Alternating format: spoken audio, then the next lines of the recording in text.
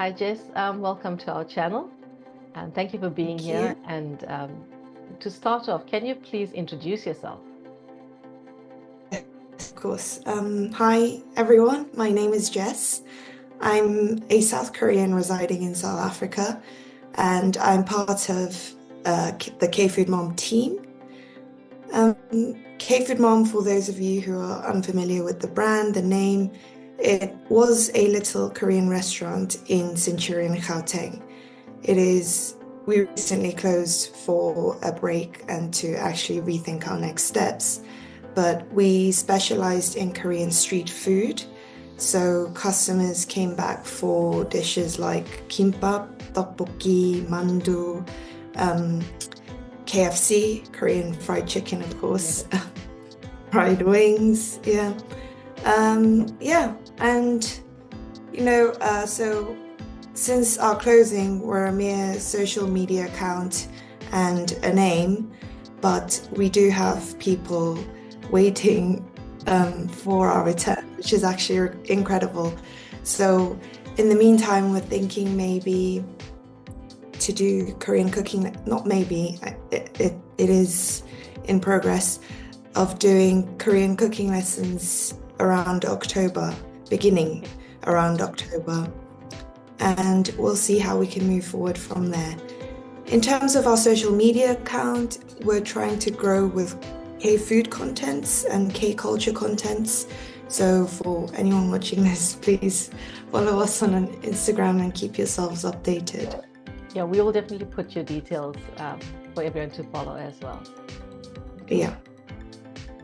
With Chuseok approaching, please can you explain what this festival is about? And some people refer to it as the equivalent of the Harvest Festival. Do you agree?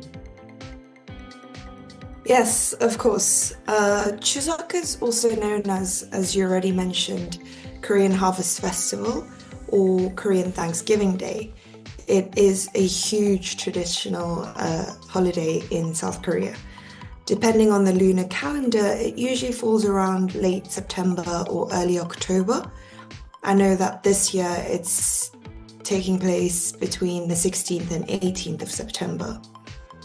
And with that, I'll address the second part of the question, because yes, I do believe the holiday is equivalent to the Harvest Festival. This is because a significant part of this festival involves a ritual called chare.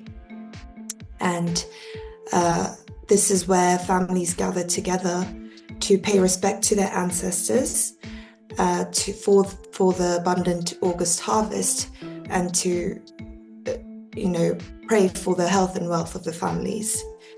So during this period, we share a meal that often includes dishes made from freshly harvested grains and fruits. So yes, it is absolutely a harvest festival, but it's referred to as Chuseok, Hangawi, and yeah, Thanksgiving Day, Korean Thanksgiving Day, yes. Okay, thank you.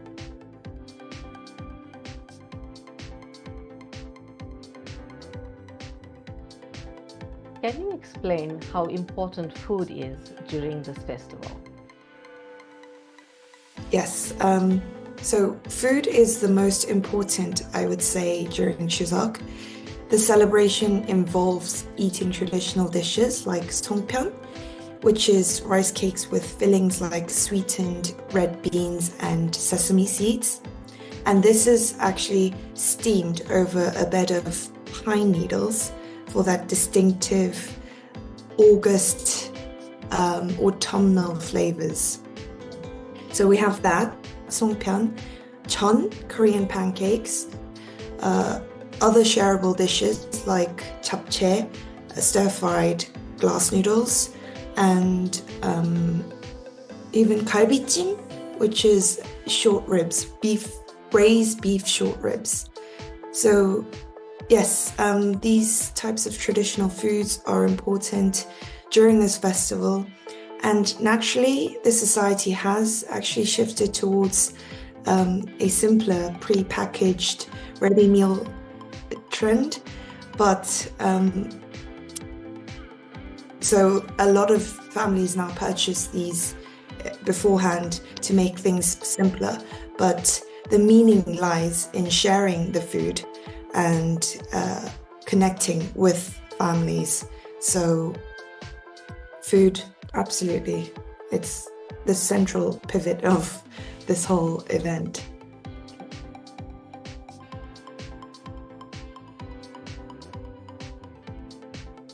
What is your favorite food during Chuseok? Okay, my favorite food personally is called 동그랑땡, which is a type of chon, which I explained as Korean pancakes earlier. But yes, it's similar to meatballs actually, because it's made with ground meat and various chopped veggies, which is made in a round shape, which is why it probably translates sometimes as Korean meatballs. You make it by mixing ground beef with mashed up tofu and chopped veggies, diced veggies like onions, carrots, spring onions, mushrooms, any of your choosing. You mix that up in a batter and you fry it. And doesn't it just sound amazing? It sounds yummy. Yeah. It's absolutely amazing. I mean, who doesn't love a good meatball? And it's K meatball, so Yes. it's And anything extra fried. special. Yeah, anything fried into patties. Mm. So yeah, these are my favorite, and I actually uploaded this on Instagram recently on the KfoodMom account. So if anyone's interested, come have a look. We're going to add that link and maybe some of the clips from there as well, because I did watch that video and it looks really good. Yes.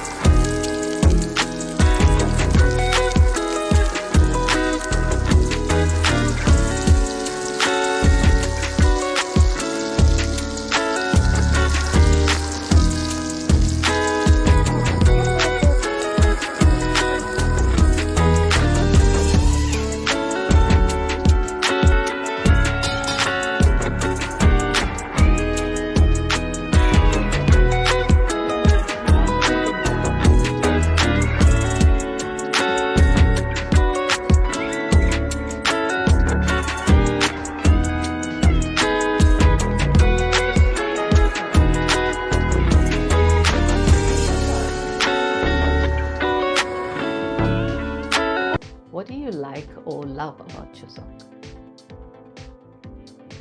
Well, the food. Mainly the food. I mean, you can eat it, all the menus that I mentioned previously are it requires a lot of work. It requires a lot of ingredients, and you have to wash and prepare and dice and cut and do everything with them. And so all menus are difficult to make. So it's actually, you don't eat it it doesn't come up on your daily food table. So when it is a festival like Seonal or Chuseok, goes that extra length to make those foods, and so it's an opportunity to take in all the carbs and the meats. So the food is my main thing that I love about Chuseok, but Chuseok is also a time where you get to spend more time with your family. Nowadays, even my family, we're all over the world, so it's very difficult to gather together and have a meal together on the table. But when it gets to Chuseok, people do try. They make the effort to get together with family and friends to have that extra special meal. So that the whole atmosphere is amazing. It really sounds And interesting, and it's a celebration. absolutely, yeah, it's a celebration. What's not to love about a celebration? That includes family and food. Mm. You've been in South Africa for a number of years. How do you celebrate Chuseok here? So a lot of the Koreans residing in South Africa naturally do not have all the families here with them to celebrate the holiday. So they gather with the families that are here or that can gather here, or friends or community groups or church groups mostly, to at least get the feel of the festivities.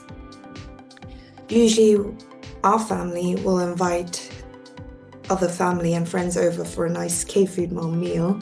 And the regular menus are that always comes on the table is japchae, the stir-fried glass noodles, and galbijjim, the short beef braised beef short ribs. Yes. Yes. And chon, Korean pancakes. So we celebrate with food and family and friends. Another special thing I remember from one of the past Chuseoks here that we spent here is when the family gathered to play yunori. It's a traditional Korean board game, often played during the big holidays like Seonal or Chuseok, and you have 4 wooden sticks that represents numbers, and you throw them, and you can move according to the numbers that you get. You move forward on a board, and you play this with the whole family, and it's so much fun. But yeah, that's one of the Chuseoks I remember spending here. But overall, yeah, it's just food and family at home. Sounds very, very nice. Can you tell us a bit more about the KfoodMom blog that you are part of? Yes, so it's more a social media account than a blog. During the time of the restaurant, we uploaded posts to promote the restaurant and the foods. But now I'm trying to upload other cultural contents and as well as food contents to actually promote Korea as a whole. It is still working progress, and I'm still all the videos that I want to upload. But for me, it's about, communicating with the South African foodies who love Korean food. So I'm blessed to do that. And when people respond with DMs and, comments, that's always amazing to actually communicate and, with you guys. So yes, I think that's a good way to go, because you've got a captive audience. There's a lot of South Africans, and I think the audience is growing even more. It's not just the K-pop followers, it's people getting into K-dramas, getting into K-culture more and more, and bringing along their families with them. So that audience is definitely getting bigger, and I think South Africans are eager and hungry for more content. So definitely in the right way. I think when you start your cooking classes, I think you're going to be spoiled for choice. You may have to have them more often, because you may get fully booked on that. Oh wow, that sounds amazing. Yes, it's actually incredible how much the South African audience are becoming obsessed with Korean food. It's when they ask about it, or they know about it before I even explain, it's mind-blowing. We're at the end of the African continent, and for our culture to have traveled all the way here, and for people to love that culture and food, it's just incredible. It is. I mean, I totally enjoy it. I love tteokbokki, so that's one of my favorites. Yeah, but Yeah. I'm finding more and more people. I mean, if we have birthday celebrations, we tend to go out, and our latest thing now is to go out to a Korean restaurant. And Really? Wow. so the family is getting used to the Korean food as well. So yeah, it's Yeah. definitely growing. I agree.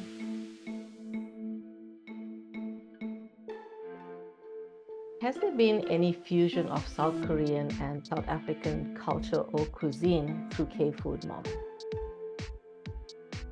Yes, definitely. Despite all the amazing food and intense flavors exposed on social media about, not just social media, on media in general, about Korean food, a lot of the home foods that are cooked in Korean domestic homes are actually quite bland in taste because the society as a whole are very focused on health. So they don't like their food too salty or too spicy.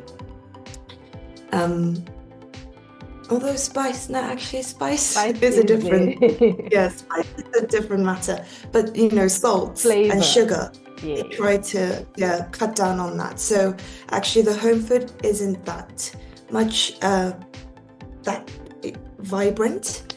But I know that South African food, whether you're eating, you know, in or out, it's very full of flavor, intense flavors. And so we try to, in running KfoodMom, we try to, you know, accommodate to the South African tastes by enhancing the flavors. So yeah, that's the main thing that we try to focus on when we created our dishes.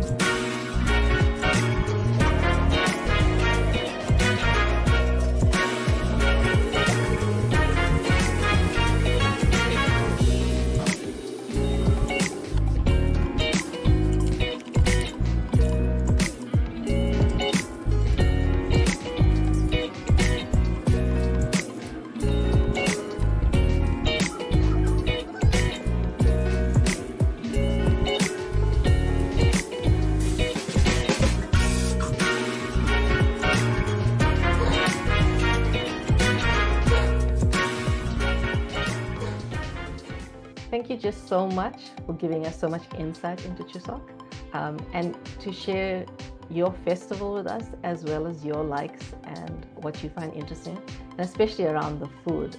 I think a lot of cultures revolve around food, and this is what makes this more interesting. We look forward to seeing more things from KfoodMom, and we will definitely continue to follow and watch the space for you guys as well. Thank you so much, Lala. It's been wonderful. It was an opportunity to share the culture with you guys, and so thank you for providing that opportunity. We'll first marinate the beef with soy sauce, sesame oil, a bit of garlic, and some pepper for a few hours. And once that marination is done, you'll take that out and fry the beef first, because the rest of the ingredients doesn't need that much cooking. So in order to make it edible, you need to cook the meat beforehand.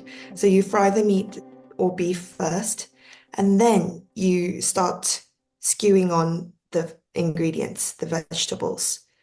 You alternate the colors nicely, color coordinate them, and you will coat that skewer with some flour on each side, and you'll coat that on egg batter each side, and then you'll fry them onto a pan of oils, and you're done. Sounds relatively easy, but you are going to give us the recipe. So if anyone wants to try Absolutely. this, they can as well. I'm assuming that you're frying it on like you're shallow frying it with a little bit of oil only. Yes, it's not deep frying, it's like frying an egg. So, yes, so very shallow, a little bit, no, not enough oil. Yeah. Don't think about health when you're making pancakes. Just think about the Enough oil. taste. Yeah, exactly. And then fry them so that they change color into, a nice, pleasant color. Yeah. And then they're ready to eat.